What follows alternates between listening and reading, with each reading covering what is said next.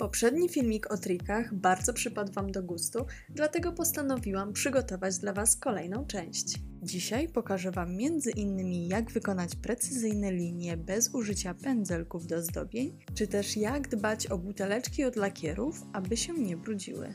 Cześć, tu Aniela. Witam w kolejnym filmie na kanale MG Nails. Na początek odpowiem na bardzo często zadawane pytanie pod filmikami, czyli pokażę Wam, jak mocuję tipsa na pędzelku przy malowaniu wzorków. Używam do tego gumy mocującej, którą kupiłam w Empiku. Można ją także znaleźć w sklepach budowlanych. Oprócz gumy potrzebujemy także tipsa. Ja swoje zamawiam na Allegro. W opisie oczywiście znajdziecie do nich link. Na filmiku możecie zobaczyć, jak porównuję wielkość tipsa do swoich paznokci. Na pędzelek do żelu przyklejam gumę, a na gumę nakładam tipsa. Tips jest gotowy do zdobień.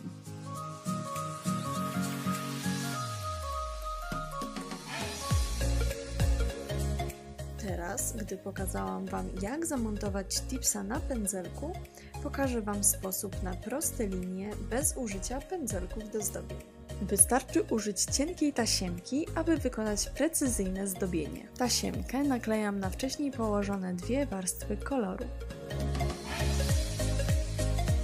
Delikatnie ją dociskam.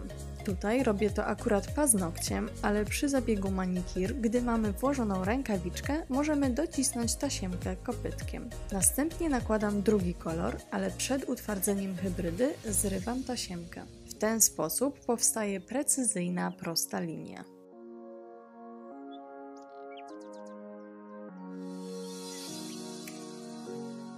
Macie problemy z pobrudzonymi buteleczkami od lakierów? Dzięki temu trikowi będzie Wam znacznie łatwiej utrzymać je w czystości. Przy wyjmowaniu pędzelka z buteleczki starajcie się robić to w ten sposób, aby pędzelek został wyciągnięty w pionowej pozycji. Gdy wyciągamy pędzelek, przechylając go na bok, brudzimy szyjkę lakierem. Lakier gromadzi się i spływa, brudząc buteleczkę. Teraz możecie zobaczyć różnicę. Na szyjce buteleczki po lewej stronie pędzelek został wyciągnięty nieprawidłowo i szyjka jest ubrudzona w lakierze. Po prawej stronie pędzelek został wyciągnięty prawidłowo. Ubrudzone buteleczki możecie wyczyścić za pomocą mokrych chusteczek. Jeśli macie dużo pędzelków i nie możecie ich odróżnić, dobrym sposobem jest przyklejenie cyrkonii na pędzelki, po które sięgacie najczęściej.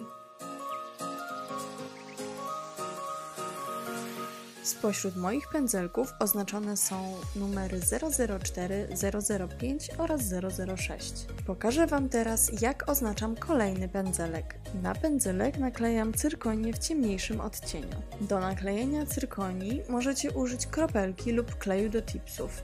Ja akurat pod ręką mam kropelkę. Przyklejam cyrkonię, a nadmiar kleju usuwam ostrą częścią kopytka. Pamiętajcie, aby wyczyścić dobrze kopytko z kleju. Ten trik oczywiście dotyczy tylko pędzelków zamykanych. Na koniec pokażę Wam trik dotyczący pilników. Nowy, nieużywany pilnik jest bardzo ostry na krawędziach i niestety taką krawędzią możemy skaleczyć klientkę, szczególnie przy nadawaniu paznokciom kształtu.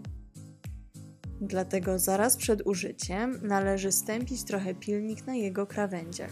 Możemy to zrobić np. obloczek polerski. Po stępieniu pilnika możemy używać go bez obawy o skaleczenia. Oczywiście pamiętajcie o tym, aby używać pilników jednorazowo.